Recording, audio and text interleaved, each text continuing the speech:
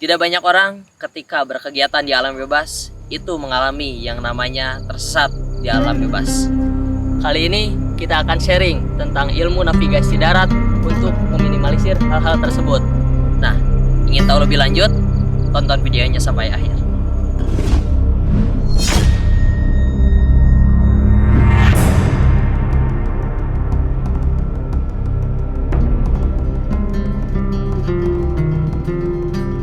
Mungkin sudah kita dengar ya banyak kata-kata navigasi darat. Cuman kita belum tahu nih apa navigasi darat itu sendiri. Bisa dijelaskan mungkin? Nah, navigasi darat itu adalah teknik kita ketika kita memulai perjalanan menentukan posisi kita, terus arah tujuan kita menggunakan apa? Menggunakan alat bantu. Seperti itu. Berarti si navigasi darat ini bisa kita gunakan ketika sebelum melakukan perjalanan seperti itu ya. Nah, betul. Bahkan si navigasi darat ini sudah direncanakan dalam manajemen perjalanan bahwasannya navigasi darat ini sangat penting sebelum kita melakukan perjalanan. Nah, terus kita masuk ke tujuannya. Apa sih gitu ya tujuannya dalam bernavigasi darat? Apa sih tujuannya gitu? Nah, tujuan dari navigasi darat ini adalah yang pertama, bagaimana cara menentukan posisi kita, posisi absolut maupun posisi relatif gitu ya. Yang kedua, bagaimana cara menentukan arah tujuan kita. Jadi perjalanan kita tuh mau kemana tujuannya. Dan yang ketiga adalah bagaimana perjalanan kita itu dibuat seminimal mungkin mengurangi resiko. Dengan apa? Memilih rute tercepat dan juga rute teraman. Dan yang terakhir, tentu sangat penting mempelajari navigasi darat ini untuk meminimalisir terjadinya resiko. Ketika kita berkegiatan di alam bebas, terjadi apa? Misalnya tersesat. Nah, itu dia tujuannya. Alat-alat yang akan kita gunakan. Yang pertama ada apa dulu nih? Peta dulu ya, langsung aja. Nah, kita akan menggunakan peta. Jadi peta ini kebagi, ada peta umum dan juga ada peta tematik. Nah, kalau peta umum itu biasa kita kalau lagi sekolah mah atlas. Jadi peta dunia, terus ada peta provinsi, ada peta negara. Itu termasuk peta umum. Dan juga peta topografi juga peta umum. Termasuk peta umum. Iya.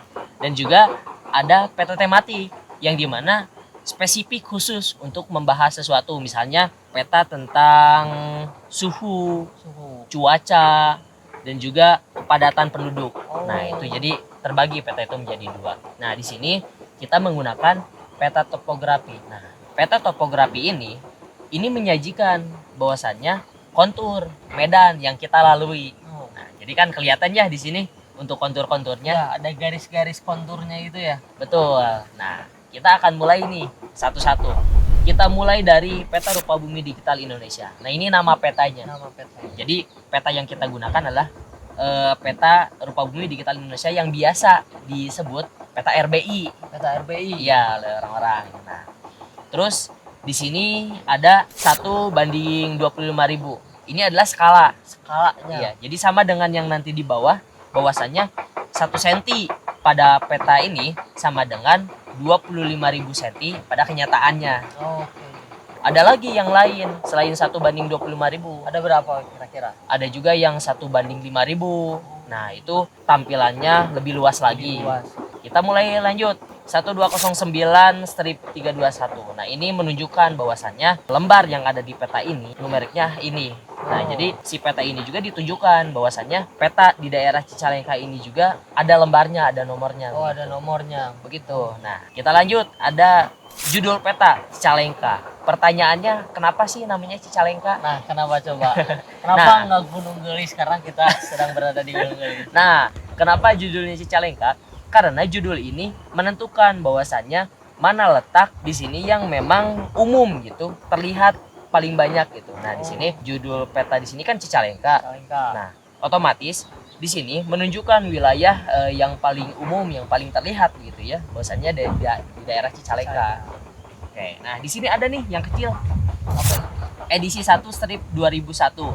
Nah, bahwasannya peta ini adalah edisi ke-1 untuk yang terbarunya ini pada tahun 2001. Jadi kalau misalnya di sini sudah ada gedung, kalau di sini belum ada. Karena terbitannya 2001. Nah, itu dia. Kita lanjut lagi.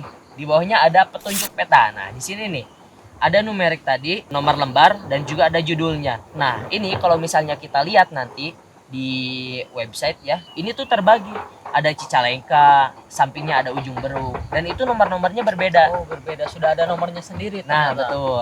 Jadi bahwasannya petunjuk letak peta ini dan juga ada diagram lokasinya juga, pembagian-pembagiannya. Terus kita lanjut nih. Nah, ini sistem proyeksinya dari mulai proyeksi sampai selang konturnya. Di sini sudah dijelaskan. Terus kita lanjut lagi. Di sini ada dicetak dan juga ada penerbitnya juga. Diterbitkannya peta Iya. ini. Dari Bakosur Tanal dan juga dari Belum Narkon. Kita lanjut. Nah, ini yang sudah umum biasa dilihat nih oleh teman-teman. Apa namanya? Legenda. Legenda, betul sekali. Ini menunjukkan gitu ya bagaimana perbukitan, sungai dan juga gedung-gedung, danau. Nah, di sini lokasinya. Oh. Kita lanjut nih di bawahnya petunjuk pembacaan koordinat geografi dan juga di bawahnya petunjuk pembacaan koordinat UTM. Nah, ini petunjuk ini yang akan kita gunakan ketika menentukan titik koordinat kita. Koordinat. Oke. Nah, kita lanjut lagi. Di sini ada bagian daerah administrasi Provinsi Jawa Barat. Bahwasannya di sini menunjukkan untuk kabupaten, kecamatan-kecamatan. Ini datanya ada di bawah sini. Sudah ada. Betul. Nah, terus lanjut di sini ada skalanya. Nah, sama kan kayak yang di atas tadi. Oke. Skala ini menunjukkan yang pertama ada numeriknya dan juga di sini ada skala juga dalam bentuk batang gitu. Jadi kita bisa lihat bahwasannya peta yang kita gunakan itu skalanya 1 Berbanding 25.000. 25.000. Nah, selanjutnya di sini juga ada utara sebenarnya dan juga ada utara grid gitu. Jadi perbandingan utaranya dijelaskan juga. Nah, yang terakhir yang paling umum ini nih yang paling besar. Apa namanya ini? Ini namanya muka peta. Muka peta. Nah, yang akan kita gunakan gitu nanti untuk menentukan posisi kita dan juga arah kita.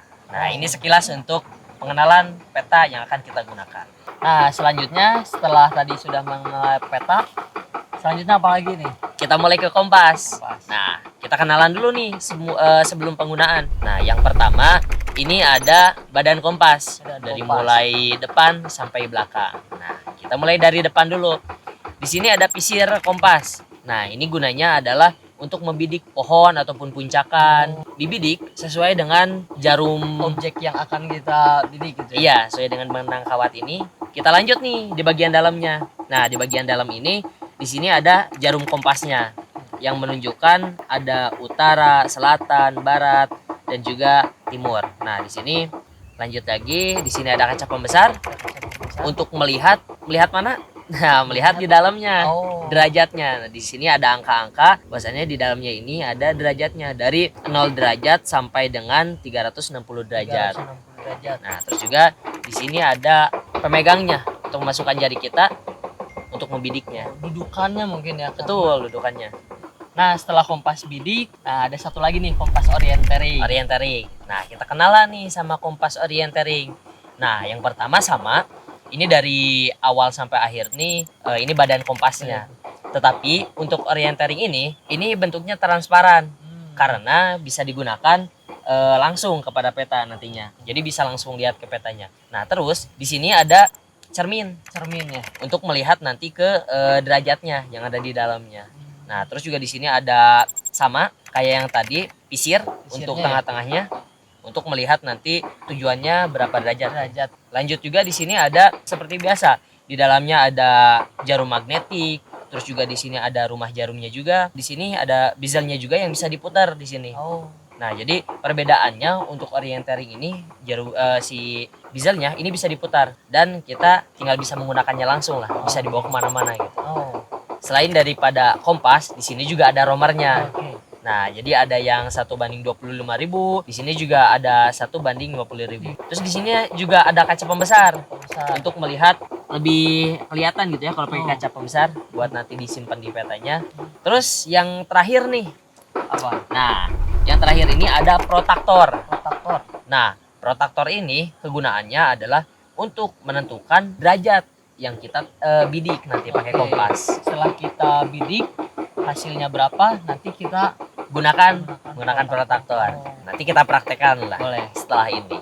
Nah, langkah pertama kita akan lakukan dulu orientasi medan. orientasi medan. Betul. Nah, kita cari nih di sini kira-kira di posisi kita ada puncakan atau tidak, terus juga apakah dekat dengan sungai atau rel kereta. Jadi sesuai dengan legenda. Karena dengan orientasi medan ini kita akan menyesuaikan medan yang kita posisikan di sini dengan akan orientasi peta nantinya, disesuaikan dengan yang ada di peta. Kita langsung orientasi medan aja ya. Boleh. Nah, kita bagi dua, mencar, Ajam ke arah atas, Faiz ke arah bawah. Nah, gitu. Kita mulai aja ya. Yuk.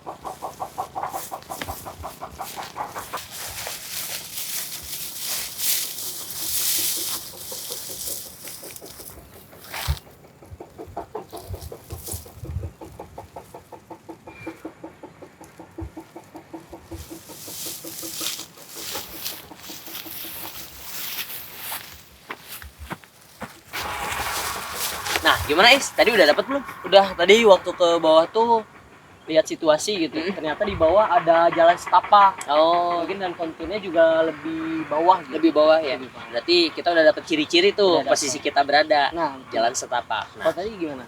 tadi juga di atas waktu jalan itu nemu punggungan. Nah, ciri-cirinya berarti kita ada di punggungan Gunung Gelis. Oke.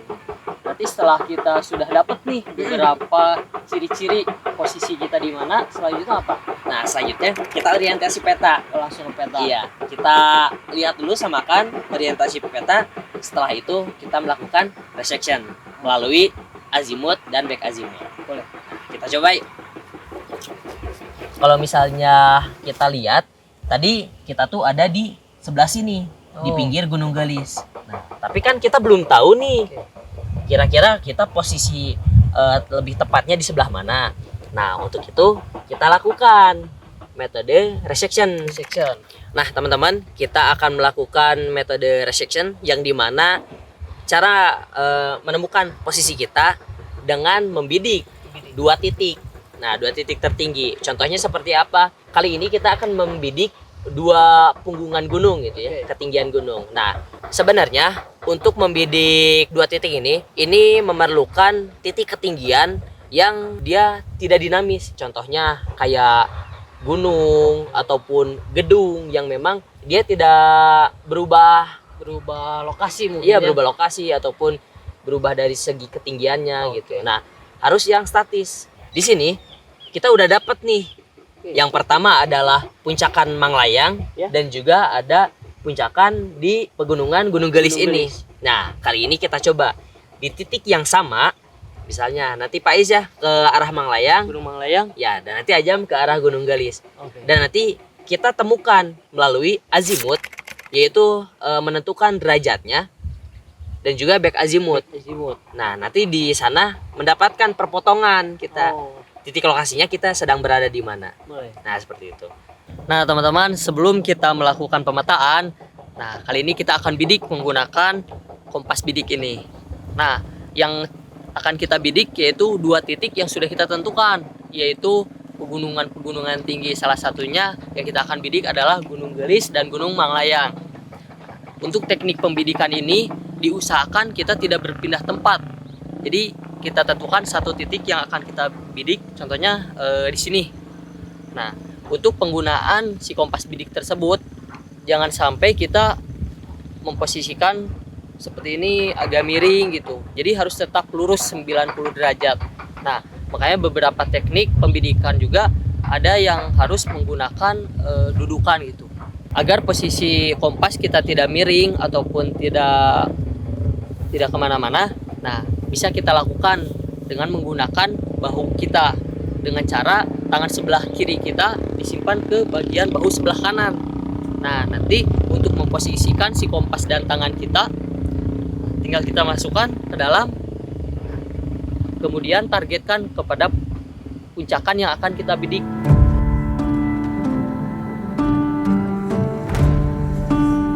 Nah, Pak Is kan tadi udah dapat nih hasilnya buat nembak ke arah Manglayang. Nah, kali ini kita akan tembak ke titik berikutnya yang kedua untuk menentukan posisi kita. Kita akan tembak ke Gunung Gelis.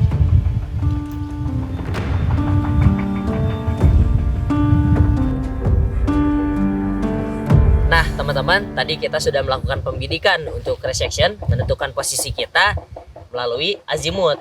Penembakan titik tadi ya. Nah, sekarang kita akan menghitung back azimutnya. Rumusnya adalah ketika di atas 180 derajat, contohnya misalnya 290 ataupun misalnya 250. Nah, itu dikurangi 180. Tetapi kalau misalnya di bawah 180 derajat, misalnya 90 ataupun misalnya 20 derajat, nah itu ditambah 180. Nah, kita sudah dapat hasil nih. Faiz tadi udah dapat derajatnya untuk Gunung Mangelayang. Berapa hasilnya? Nah, untuk azimut Gunung Mangelayang 310 derajat. Nah, 310 derajat. Berarti 310 di atas 180 derajat ya. Dikurangi 180. Hasilnya berapa? Nah, untuk hasilnya back azimutnya jadi 130 derajat. Nah, back azimut 130. Nah, tadi Ajam juga udah nembak nih di Gunung Gelis. Totalnya ada berapa tadi? Nah, untuk Gunung Gelis hasil dari tadi penembakannya 110 derajat untuk azimut. Nah, berarti untuk back azimutnya ditambah 180 derajat. Hasilnya 290 derajat. Nah, ini dia hasilnya azimut dan back azimut sudah dapat. Nah, kita akan melakukan persilangan menggunakan protaktor ini untuk menentukan posisi kita berada itu ada di sebelah mana. Nah, kita langsung aja deh eksekusi. Pak Is tadi nembak di Mangelayang nih. Nah, tadi nembaknya di puncakan 1308. Nah, kita paskan dulu protaktornya di tengah-tengah. Posisi sudah pas ya, si petanya juga sesuai dengan utara sebenarnya. Tadi back azimutnya berapa? 130. Nah, 130. Nah, di sini kan 130-nya nih. Nah, berarti ini garis yang didapat ya. Nah, kita sudah dapat garisnya ya untuk di Mangelayang. Nah, sekarang kita coba untuk di Gunung Gelis. Kita tarik garis. Oke, kita titikkan di puncak Gunung Gelis. Dan jangan lupa untuk titik 0 derajat di protaktor ini di arah utara, dan juga untuk si protaktor ini dirapihkan di garis lintang. Nah, ini sudah rapi. Tadi untuk back azimut Gunung Gelis berapa? 290 derajat. Nah, 290 derajat. Nah, sekarang kita coba tarik. Nah, akhirnya teman-teman kita sudah mendapatkan titik perpotongannya ya. Nah, pada akhirnya kita menemukan titik di perpotongan antara dua garis ini, yaitu di daerah sini. Nah, berarti kita sudah menemukan titik kita berada di daerah sini, dan kita belum menemukan nih koordinatnya berapa kita berada. Nah, untuk itu kita tentukan koordinatnya melalui lintang selatan dan juga bujur timur. Untuk menentukan koordinat itu ada rumusnya, Is.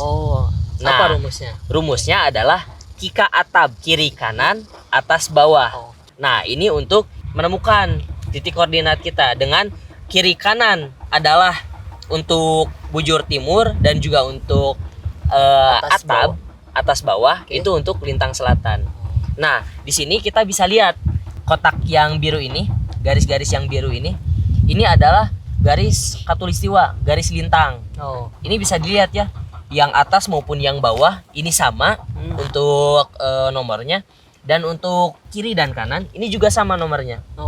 Nah, jadi di sini bisa dilihat kalau di sini misalnya mulainya 4530, ke pinggirnya adalah 4600.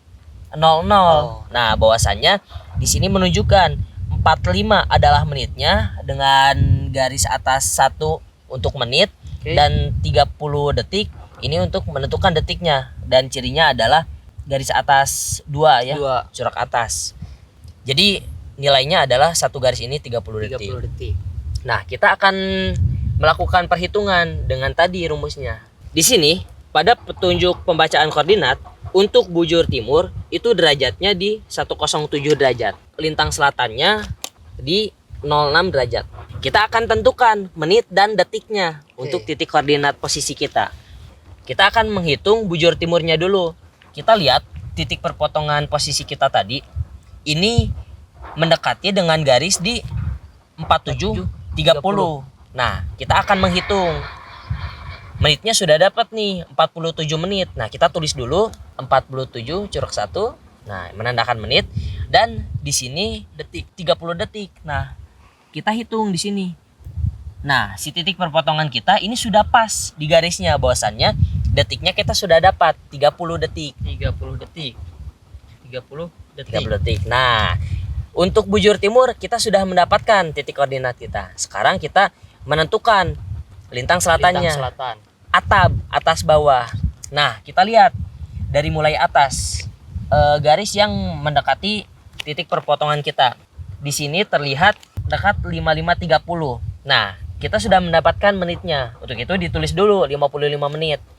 Dan selanjutnya karena di sini dekat dengan 5600, nah kita hitung menggunakan romer yang ada di protaktor. Oh, Nah, kita hitung. Paskan dengan garis Carfax. Di sini sudah dapat hasilnya untuk menentukan detiknya. Kan tadi menitnya sudah dapat tuh. sudah dapat. Nah, sekarang 30 detik ditambah menggunakan romer ini. Di sini menunjukkan di romernya pada 23. Nah, tinggal ditambah 30 ditambah 23. Totalnya adalah 53. 53. Nah, kita dapat detiknya di 53 detik. Nah, ini dia titik posisi kita sudah mendapatkan koordinatnya dengan bujur timur 107 derajat 47 menit 30 detik dan lintang selatan 06 derajat 55 menit 53 detik. Nah, itu dia untuk koordinat titik kita sedang berada. Kayak gitu, Is. Nah, teman-teman, setelah kita melakukan perhitungan tadi, ternyata di Desa Jatiroke ini kita mendapatkan hasil titik koordinat bujur timur yaitu 107 derajat 47 menit 30 detik. Nah, untuk lintang selatan 6 derajat 55 menit 53 detik. Nah, untuk itu teman-teman, kalau misalnya kita akan melakukan navigasi darat, nah, usahakan tempat yang akan kita lakukan itu terbuka. Jadi kita lebih enak untuk menggunakan pembidikan kompasnya karena faktor cuaca dan juga faktor alam yang ada di sekitar juga itu mempengaruhi untuk kita melakukan pemetaan. Oke teman-teman, segitu aja dan kita juga sama-sama belajar ya. Betul. Untuk belajar bernavigasi darat ini kita juga tidak bermaksud untuk menggurui, kita sama-sama belajar lah karena gak ada yang sempurna po gitu ya. Nah, teman-teman jangan lupa saksikan terus di Logi Movie dan ingat selalu dimanapun kita berada, ingatlah bahwasannya kita adalah tamu dan maka dari itu bertamulah dengan etika. See you next time. Saksikan terus episode berikutnya. Terima kasih.